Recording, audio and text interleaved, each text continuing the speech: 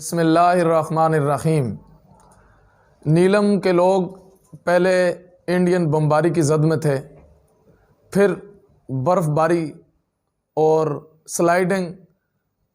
اب وہ نیلم کی عوام جائے تو کہاں جائے؟ انڈیا نے گولے تو برسائے، صرف ڈرون برسانا رہ گیا تھا، اور وہ ڈرون ہماری اپنی حکومت نے مہنگائی کا سیلاب لاگے مہنگائی کا ڈرون کی شکل میں ان پہ ڈرون برسا دیا۔ آئے روز خبریں آ رہی ہیں، کبھی آٹا مہنگا، کبھی طرح طرح کا بحران۔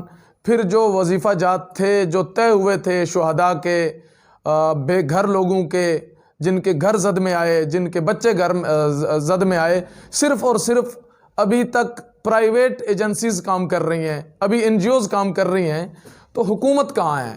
حکومت اپنا رول کب ادا کرے گی؟ سنا تھا کہ الیکشن کے دنوں میں کم از کم حکومت اور حکمران مشینری کا لوہا گرم ہو جاتا ہے، کم از کم وہی کر لیتے، اپنی نیلم کی عوام کا خیال رکھ لیتے۔ اگر مہنگائی کرنی ہی تھی تو کم از کم الیکشن کے بعد کر لیتے، ووٹ لے کے کر لیتے۔